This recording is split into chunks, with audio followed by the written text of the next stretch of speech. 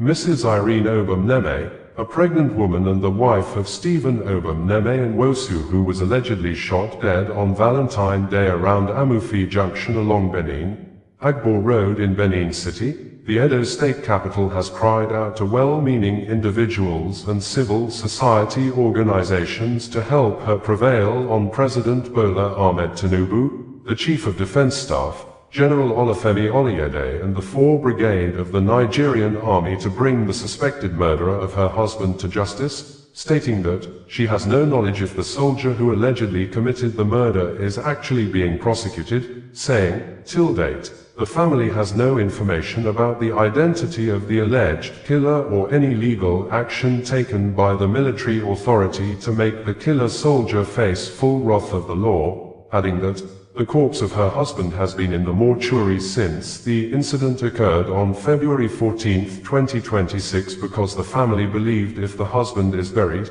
they may never get justice and the case may be swept under the carpet. The bereaved pregnant woman made the appeal in a 21-minute video made available to us fortnight ago after we had earlier reported that the family of Stephen Obum-Neme Nwosu has accused the armed forces of Nigeria, AFN led by General Olufemi Oluyede, the Nigeria Chief of Defense Staff, of attempted acts to cover up a soldier who allegedly murdered a young man, Stephen Obum-Neme Nwosu, on February 14, 2026, Valentine's Day, along Benin Agbo Road around Amufi Junction in Edo State. This, according to the family member who pleaded for her names not to be mentioned in the press, said her brother was shot dead by the soldier after the deceased refused to hand over his car key to the soldier as demanded, saying, her brother only went out with his friend, she identified as Godwin Coco, to get chicken feed when they encountered the soldier at the failed portion of the road that is currently under construction, saying, the Nigerian army has refused to disclose the names of the soldier who allegedly committed the act of murder or take appropriate lawful actions against the suspected murderer. And in a swift reaction, when our reporter contacted the public relations officer of 4th Brigade of the Nigerian Army, Captain Kennedy Anyanwu, via a phone call on Thursday evening, the military authority said it is not true that the soldier in question has not been identified, saying, the matter has been settled. And when our reporter demanded to know how the alleged murder case was settled with the family, the military authority refused to give details. Also, when our reporter contacted the Edo State Command of the Nigeria Police Force Public Relations Officer, ASP Inoakodum, the police authority said the matter is under investigation and there is no way such matter can be swept under the carpet. According to the bereaved pregnant woman, eyewitnesses said after her husband was shot and was in the pool of his blood, the killer soldier wanted to abandon him, but the people around prevailed on him, and that was when the soldier decided to take the victim to the hospital, and the bereaved family was later told by an officer that her husband was pronounced dead at the hospital, but she and the family believe the officer is lying because, according to her, when the bereaved family visited the hospital barely a day after President Donald Trump of the United States of America, the USA announced the killing of Abu Bilal al-Minuki, the second in command of the Islamic State in Iraq and Syria, ISIS, in a joint operation with Nigeria soldiers in Borno State. A new video of the abducted 416 women and children in Boko Haram captivity has been released, in addition to a gory video earlier released by the terrorists wherein they beheaded almost 6 men who the insurgents said tried to escape among the kidnapped victims. This had led to public outcry and demonstrations, but according to Punch newspaper, protesters are reportedly denied the rights to protest in Maiduguri, the Borno state capital, saying, the army reportedly deployed tanks and heavily armed personnel to Filling Polo, the venue of the recent planned protest, forcing the demonstrators to withdraw, quoting Sumela Kaigama, leader of the protesters, as saying, the atmosphere created by the military deployment made it impossible for citizens to continue with the demonstration, that the development is deeply disturbing in a constitutional democracy, It may be recalled that we had reported that President Bola Ahmed Tinubu of Nigeria may have kept mute since more than 48 hours. A faction of the Boko Haram terrorists showed off 416 people, mostly women and children, kidnapped and held hostage when the members of the Jama'atu Ali Sunnah Liderati wal Jihad, JAS, launched a large-scale combat actions between 4th to the 6th of March 2026 against the men of the Armed Forces of Nigeria, AFN, overran the Africa country military base at Ngosh, killing several soldiers, a figure the Nigeria Authority disputed to be 14 after several reports indicated that more than 40 soldiers were killed during the attack, in addition to more than 100 civilians including Chief Imam of Ngosh alongside the community elders killed during the coordinated attacks that lasted days at Ngosh community in Gwoza local government area of Borno State.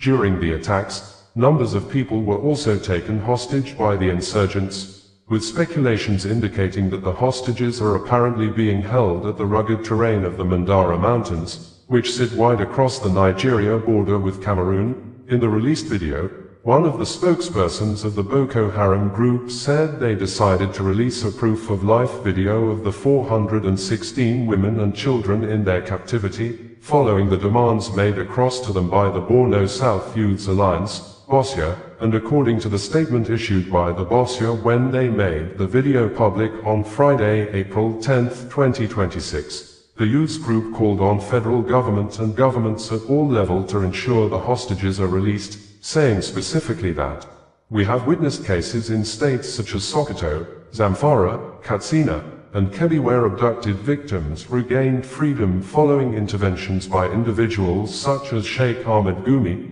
We therefore expect equal urgency and commitment in addressing the plight of the Ngosh victims. No region or group of citizens should be treated with less priority."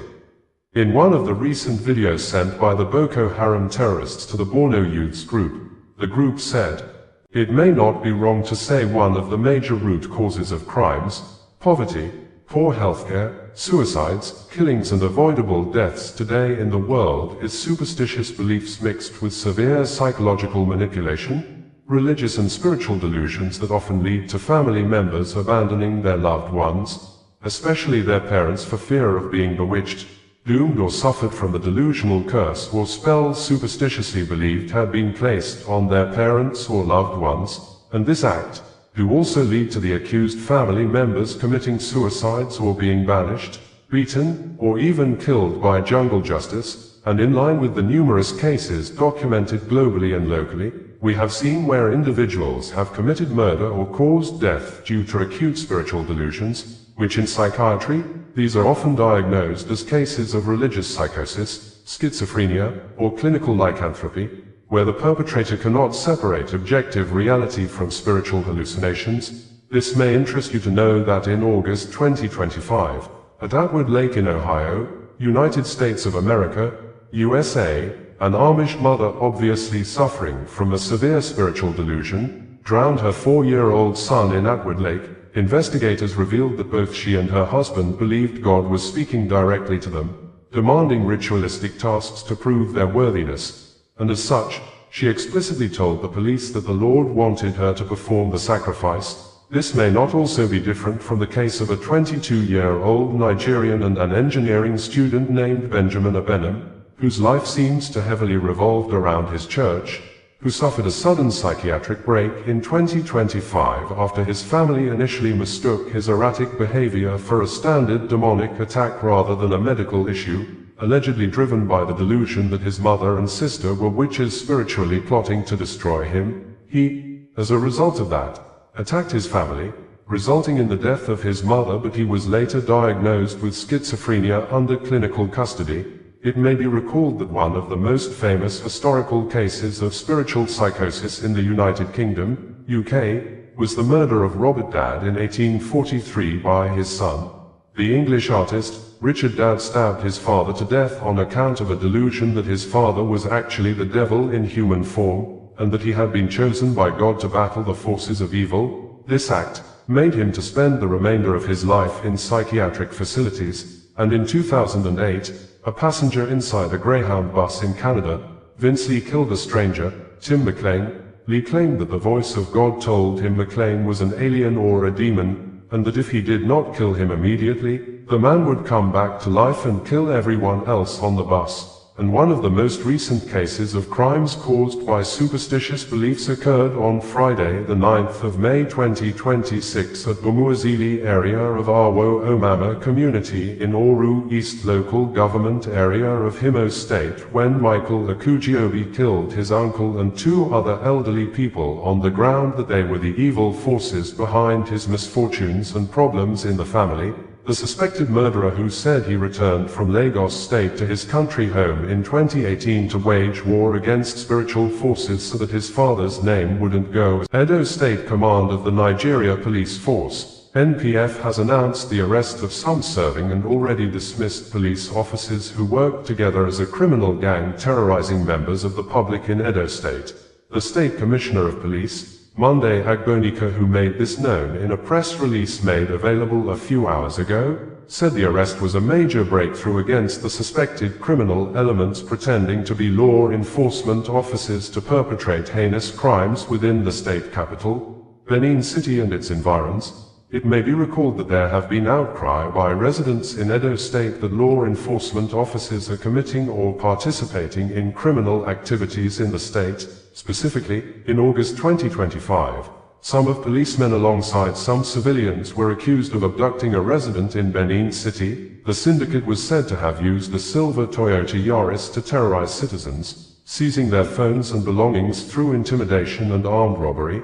In December 2025, 4 policemen were accused of extorting 980,000 nairas from a local artisan, Goodness Onyeka, after assaulting him. Earlier in September 2025, the Edo State Police Command reportedly recovered and returned 300,000 nairas extorted from a furniture maker by officers attached to the Oba Market Area Command in Benin City. May 2025, 6 officers, including a chief superintendent of police, CSP, were summoned to Abuja after a viral video showed them demanding either 5,000 nairas or 5 liters of fuel from motorists for lacking electronic central motor registry, ECMR proof, a policy that had actually been suspended then. Also in August 2025, 6 officers were disciplined for extorting 2 million nairas from members of the National Association of Sea Dogs near Benin City after they reportedly used the point-of-sale (POS) machine to withdraw the funds unlawfully. According to the press statement signed by the Edo State Police Command Public Relations Officer, ASP Eno Akodi, the Edo State Police Command, under the leadership of the Commissioner of Police, Edo State Command, CP Monday Agbonika, FDC, wishes to inform the general public of a major breakthrough in the fight against criminal elements disguising as law enforcement officers to perpetrate heinous crimes within Benin City and its environs. The command had, in recent times, received several complaints from members of the public alleging harassment, abduction, and extortion by individuals posing as police officers. These suspects reportedly operate along Teboga axis off Aduawa, where they unlawfully stop unsuspecting citizens, forcefully convey them around various roads within Benin City, and eventually take them to point-of-sale (POS) operators to fraudulently extort money from them under duress. Disturbed by the gravity of these allegations, the Commissioner of Police, CP Monday Agbonika, FDC, immediately ordered a discreet and intelligence-driven investigation into the matter. Through sustained surveillance, technical intelligence, and coordinated operations by operatives of the command, the criminal network was successfully busted.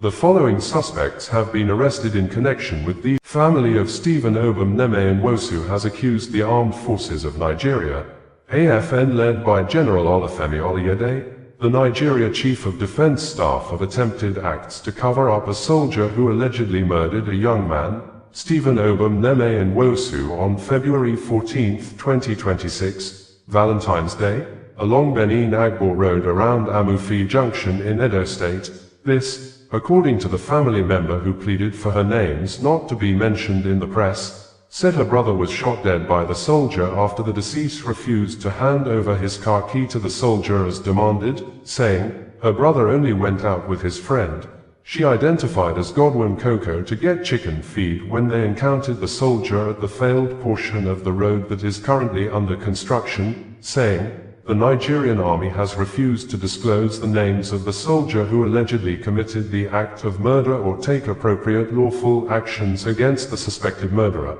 and in a swift reaction, when our reporter contacted the public relations officer of 4 Brigade of the Nigerian Army, Captain Kennedy Anyanwu, via a phone call on Thursday evening, the military authority said it is not true that the soldier in question has not been identified, saying, "The matter has been settled," and when our reporter demanded to know how the alleged murder case was settled with the family, the military authority refused to give details. Also, when our reporter contacted the Edo State Command of the Nigeria Police Force Public Relations Officer, ASP Ino Akodim, the police authority said the matter is under investigation and there is no way such matter can be swept under the carpet. According to the bereaved family member, on the 14th of February 2026 at about 10 a.m., my brother, Stephen Obum Neme Nwosu, went to get chicken feed with his friend, Godwin Koko, along the Benin-Agbor Express Road, the failed portion that is under construction at Amufi Junction in Benin City, Edo State. Specifically, the friends said they were discussing and did not see the road demarcation on time, and when they sighted it and were about to reverse, a soldier blocked them and told them to hand over the car key, but they told him that they are sorry and will turn back. So, immediately he started turning the car. That got the soldier angry and the soldier started following him. My brother reversed the car and joined the other lane, and from the side mirror, my brother noticed that the soldier was running towards them, and this time, there were 2 on a bike but 1 left, while the soldier that they had the conversation with was still following them with the bike man. At this point, he started using his belt on the car and even shot at the car. But my brother and his friend were still driving, and when they got to hold up, they packed at a fuel station and started running by foot. While they were running, the soldier fired shots at them and the bullet landed on my brother's leg. And on a closed range, the soldier shot him again on the same leg. People around said that when the soldier shot my brother again at close range, they gathered him, but the soldier told them that the boy he shot was a robber, so they did not touch the soldier man.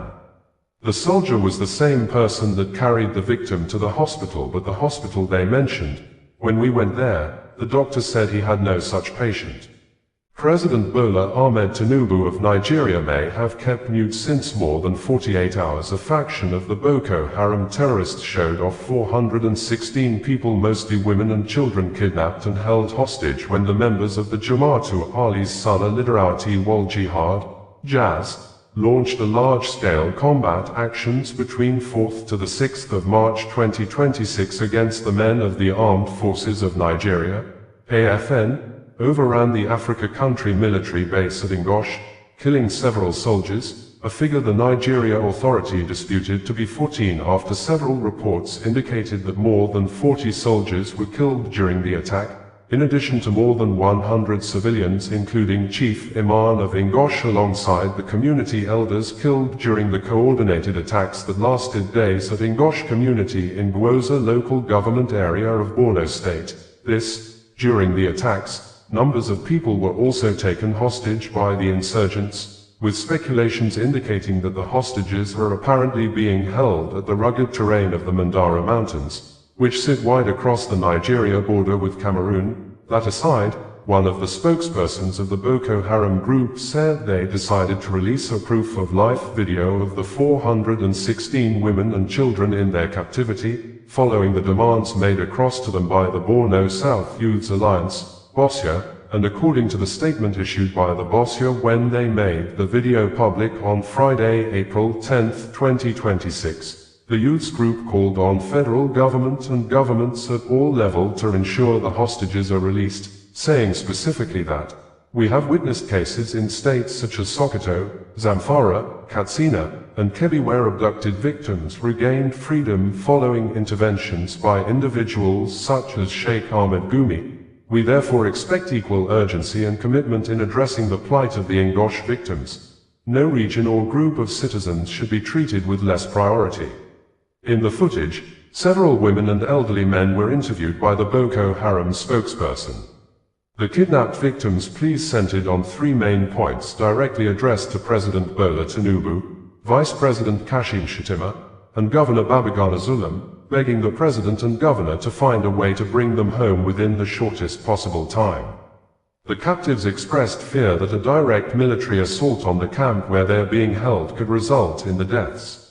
They echoed the Bosnia apparent sentiment, asking the government to use the same negotiation channels used in northern states like Zamfara, Katsina, Kebbi, Sokoto and Kaduna states. While the terrorists claimed in the video that they are not torturing the victims, the captives highlighted that many children are falling ill due to the harsh conditions of the forest and the lack of proper food and medicine.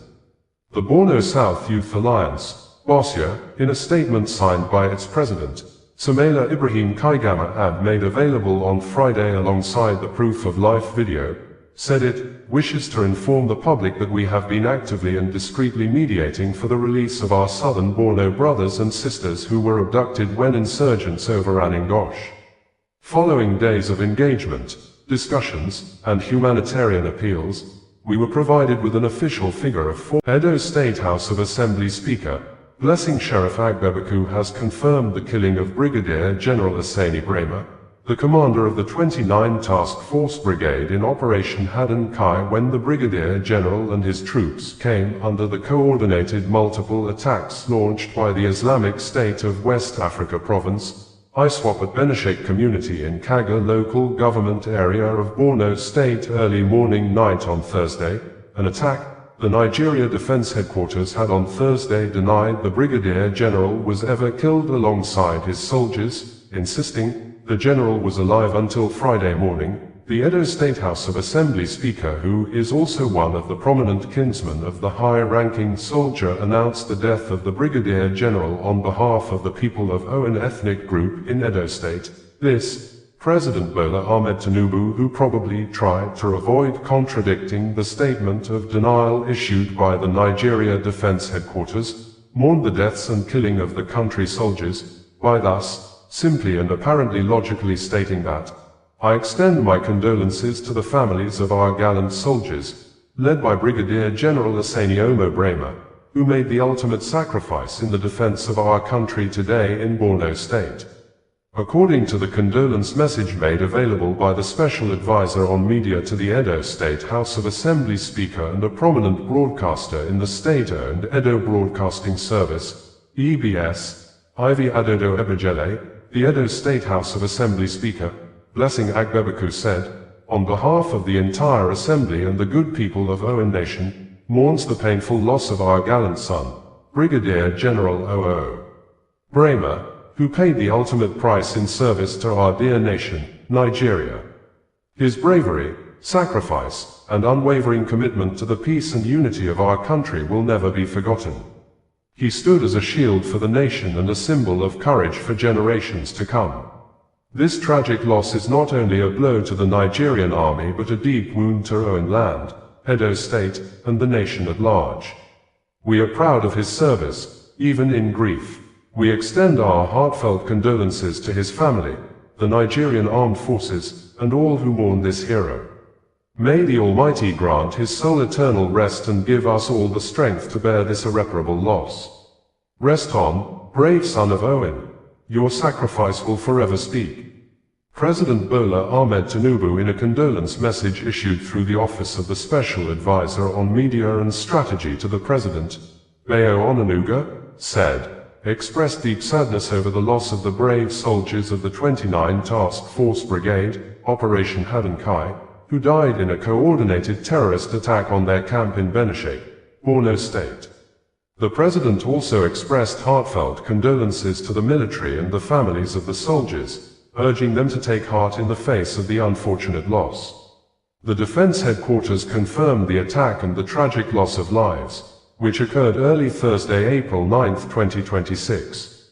President Tinubu praised the courage and heroism of the soldiers who fought valiantly to repel the terrorists and ensure that Boko Haram could not overrun the communities the soldiers protect. Armed Forces of Nigeria, AFN, has insisted that Brigadier General Asani Brema is alive, after several reports indicated that the commander of the 29 Task Force Brigade in Operation Haram was left dead alongside several other Nigerian soldiers when the Islamic State of West Africa Province, ISWAP, launched a coordinated multiple attacks on military bases at Pulka, Bakin Ruwa communities in Gwoza local government area and Namdi and Benishek communities in the Kaga local government area of Borno State between the hours of 10 p.m. on Wednesday night and 12 a.m. on Thursday early morning night, killing several numbers of Nigerian soldiers, over ransom at the military bases, but the Nigeria Military Authority claimed that Brigadier General Asani Brema and his troops were able to repel the attackers at Benishek,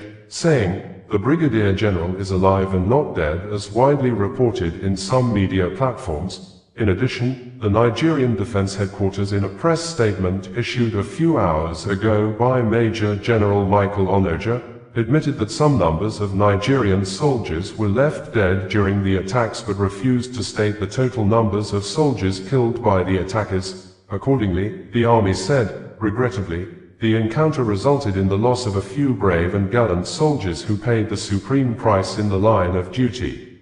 According to the Nigeria Defense Headquarters in a press release that looked apparently self-contradicting, questionable and somehow dishonest with facts, in continuation of the Armed Forces of Nigeria's AFN counter-terrorism efforts, troops of the 29 Task Force Brigade in Operation Haram came under a coordinated terrorist attack on their location at the brigade headquarters in Benishek, Borno State. The attack occurred at approximately 0:30 hours, 12:30 a.m., on Thursday the 9th of April 2026, as insurgents attempted to breach the defensive perimeter of the military installation. However, the troops, led by the Commander 29 Brigade, Brigadier General Asani Brema, responded with exceptional courage, professionalism, and superior firepower. In a well-coordinated counteraction, the insurgents were decisively engaged and forced to retreat in disarray, abandoning their mission and leaving behind traces of their failed assault. This attack is a clear indication of the desperation of terrorist elements who, having suffered significant losses in recent operations, continue to resort to futile and ill-fated offensives against well-defended military positions. The swift and decisive response by troops underscores the high level of combat readiness, resilience, and operational effectiveness of Operation Haram in safeguarding critical locations and maintaining pressure on terrorist groups across the Northeast Theater. Regrettably, the encounter resulted in the loss of a few brave and gallant soldiers who paid the supreme price in the line of duty. The Chief of Defense Staff, General Olufemi Olatunbosun Oluyede, honors their heroism, sacrifice, and unwavering commitment to the defense of the nation. Their courage will forever remain a source of pride and inspiration to the armed forces of Nigeria and the entire nation. The High Command extends its deepest Nigeria President, Bola Ahmed Tinubu, has given reasons why he could not visit the Angwin Rakuba community, the scene some citizens were massacred by terrorists on Palm Sunday, saying, upon arrival in Jos, the visit encountered some logistical challenges. While the road distance from the airport to Jos Township is approximately 40 minutes, the runway does not support night flights due to the absence of navigational aids. The constraints made it unfeasible to drive into town, meet victims for on-the-spot assessment and return to the airport before dusk. Consequently, state and federal officials decided to bring representatives of the affected community to a hall adjoining the airport so the president could meet with them promptly while adhering to flight restrictions. Swiftly, Peter Obi, former governor of Anambra State and the Labour Party presidential candidate in the last general elections in Nigeria, said, during his visit to Benue State in June 2025, Bola Ahmed Tinubu stopped at the government house but did not go to the actual scene where innocent Nigerians lost their lives. Similarly, in Jos, his engagement ended at the airport instead of at the affected communities. At a time when Nigerians are enduring days without power, our leaders cannot even stay a few minutes without it. Now is the time to stop incompetent leaders, those lacking the capacity and compassion, who prioritize their own comfort over the well-being of the people and make empty promises. On the other hand, Atiku Abubakar, the former vice president of Nigeria and the last general elections presidential candidate of the People's Democratic Party, PDP, demanded President Bola Ahmed Tinubu act as the commander-in-chief of the armed forces and stated how dozens have continued to be killed in Benue State less than 72 hours, and other killings in Kaduna State and thousands of people seen running away at a community in Nasarawa State after the president had visited Plateau State and promised such attack wouldn't occur again, according to Atiku Abubakar. I wish to remind President Bola Tinubu to keep to his words that this Angwan Rakuba attack will not repeat itself. It does appear that those words are hollow because barely 72 hours. Another attack in Benue State claimed over a dozen lives. The commander-in-chief should brace up to the challenges of governance.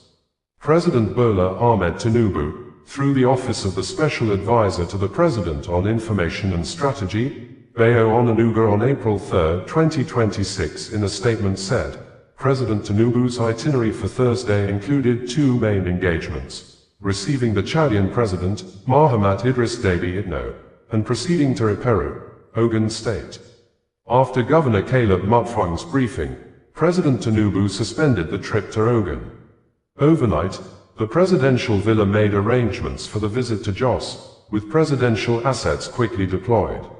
However, the president could not postpone the scheduled visit by the Chadian leader. The president of Chad was at the presidential villa for a very important bilateral meeting focused on strengthening security collaboration between the two countries. The meeting ran longer than expected, affecting President Tinubu's scheduled departure for Jos. Upon arrival in Jos, the visitor, young man who identified himself as a 400-level student in the Department of Statistics at the University of Jos, Unijos in Plateau State, has given accounts how he was told to go and collect the dead body of his sibling on the phone by the attackers who on Wednesday were seen in a viral video that mobbed and stoned his sibling almost to death at an ever-busy road near the permanent site of the University of Jos. Accordingly, he said the victim, who happened to be his younger sibling, is also a 300-level student in the Department of Geology from the same University of Jos, saying, his younger sibling only went out around 8 or 9 on Wednesday morning to resolve issue with his bank account at Terminus area of the Jos city when he came under attack after the driver of the commercial tricycle or keke he entered abandoned him halfway and asked him to find way out for his own escape as the rampaging mobs took over the road. According to the elder brother of the mob victim, who also introduced himself simply as Nando, his younger sibling, already sensing danger, called him on the phone that the keke driver had abandoned him halfway before the junction of his house, that he's currently running on the street towards home, adding, the victim begged him to look for commercial motorcycle or Okada rider to advance towards his direction and wait at their street junction to help him home, but, while he made attempt to do as requested by his younger brother, the security operatives in the area prevented him, saying, they can't allow him go out because the situation in town was too dangerous. He said while he was looking helpless, he decided to put a call across to his younger brother, only for the phone's call to be answered by the attackers, who spoke to him in Hausa language that they have killed his brother, that he should go to the scene to pick his younger brother's dead body. He said he started crying and a lot of people around started consoling him, while the security operatives at the senior staff quarters gate still prevented him from going out until there is normalcy in the area. He said some sympathizers took him home from the point he was to the university staff quarters, where his neighbors who came in to also console him started encouraging him not to cry again, with the optimism that his younger brother is not dead. He said one of his neighbors thereafter asked him to report the issue at the police station, which they did, and submitted the snapped copy of the victim's student identity card at the police station and returned home waiting for feedback from the police. He said he was waiting on the police for feedback. He decided to log into his WhatsApp group chats, and behold, he saw a video of his younger brother being interviewed at a hospital bed inside an undisclosed medical center, and that was how he knew he was still alive and his whereabouts. It would be recalled that we had reported that it may not be wrong to say lack of proper accountability by the Nigeria police force, President Bola Ahmed Tinubu and the governor of Plateau State, Caleb Mutfwang is largely responsible for the daily killings in the troubled Jos city of Plateau State. This is probably glaring on Wednesday when a resident reported with a video evidence of a disturbing situation wherein a man was seen mobbed and stoned to death at a very popular and ever-busy road apparently within the area or near the University of Jos permanent site. Group of attackers as seen in the video operated for some minutes if not up to an. It may not be wrong to say lack of proper accountability by the Nigeria police force. President Bola Ahmed Tinubu and the governor of Plateau State, Caleb Mutfwang is largely responsible for the daily killings in the troubled Jos city of Plateau State. This is probably glaring on Wednesday when a resident reported with a video evidence of a disturbing situation wherein a man was seen mobbed and stoned to death at a very popular and ever-busy road apparently within the area or near the University of Jos permanent site. Group of attackers as seen in the video operated for some minutes if not up to an hour, used sticks, stones among others to hit the victim's head until they were satisfied the man would have been dead, while vehicles were seen speeding off and moving away from them with no resistance or timely response from the Nigerian security operatives even when the worsening security situations and tensions in Plateau State have become of global concern. The Plateau State Command of the Nigeria Police Force in a statement on Wednesday only said a disagreement ensued between some youths in Nasarawa Gwom community of Jos North local government area on Wednesday and caused minor tensions in the town, saying, unfortunately, some hoodlums and crisis merchants took advantage of the situation to cause fear and panic among traders and students within the university community. However, the command in collaboration with other security agencies swiftly intervened, arrested the situation and restored calm in the area, but the Nigeria Police Force Command apparently kept mute on the now viral video of a man being mobbed and stoned to death in a brutal and highly provocative manner that can cause a reprisal attack, more so, as daily killings in the state are attributed to religious differences. Although some persons said the victim was still alive, but Sun newspaper reported on Thursday morning that 3 persons including the victim were killed in the fresh violence that erupted in Plateau State on Wednesday. According to the police press release signed and made available by the Plateau State Police Command Public Relations Officer, Alfred Alabo, following the relaxation of the 48-hour curfew by the Executive Governor of Plateau State, the Commissioner of Police, CP Basiewa, advises members of the public to comply with the curfew imposition, as there will be strict enforcement. In the early hours of today, a disagreement which ensued between some youths in Nasarawa Gwom community of Jos North local government area caused minor tensions in the town. Unfortunately, some hoodlums and crisis merchants took advantage of the situation to cause fear and panic among traders and students within the university community. However, the command in collaboration with other security agencies swiftly intervened, arrested the situation and restored calm in the area. Efforts have since been made by the police, the state government and the leadership of the school to provide buses to convey the students to their preferred locations, while massive security deployment has been made by the command to secure other students and school facilities. So far, the command has arrested 7 suspects including one Matthew Musa, 27 years, who was arrested in possession of 2 locally made firearms, and one Yakubu Abdullahi, 26 years old, who was wearing a military uniform. President Bola Ahmed Tinubu of Nigeria has commended the governors of Kaduna and Plateau states after citizens were massacred by terrorists almost simultaneously on Sunday in the 2 states, with the president claiming Governor Caleb Mutfwang contained the situation in Jos without specifically stating what the governor did. Even when armed terrorists successfully invaded and massacred citizens, or brutally and indiscriminately shot sporadically and killed numbers of persons at Gari Yahweh quarters in the Angwan Rakuba community of Jos North local government area of Plateau State on Sunday night, which was also the Christians' last day of the Holy Week of Lent known as Palm Sunday leading up to Easter celebration.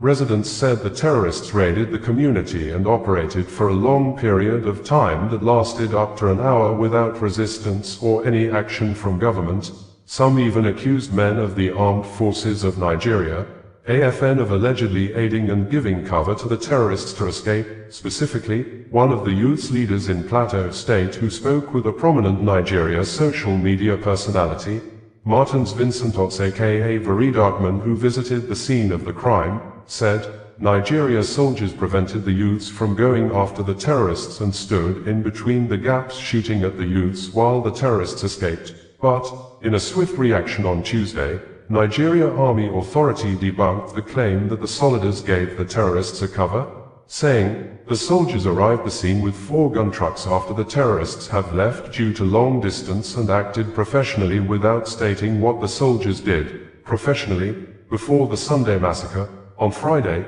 in one of the burial ceremonies of the people that were previously killed by terrorists in Plateau State during the Christians' Holy Week of Lent, Reverend Ezekiel Dakamo, while speaking, said, in this village, Rim in Riyam local government area, alone, we have received attacks from the Islamic terrorists more than 24 times, and many residents said the Sunday massacre was premeditated and the governor and the president apparently failed to put proactive measures in place to prevent the attacks. That aside, almost at the same time on Sunday, another group of terrorists attacked Kahir village in Kagako local government area of Kaduna State, shot sporadically at residents and killed and kidnapped several numbers of wedding guests, a crime, according to Punch newspaper. A resident said the attackers operated freely and successfully up to an hour without resistance, but President Bola Ahmed Tinubu in a press statement on Tuesday specifically said, I commend Governor Caleb Mutfwang of Plateau State for his efforts in containing the situation in Jos and Governor Uba Sani of Kaduna State for supporting the rescue and containment efforts.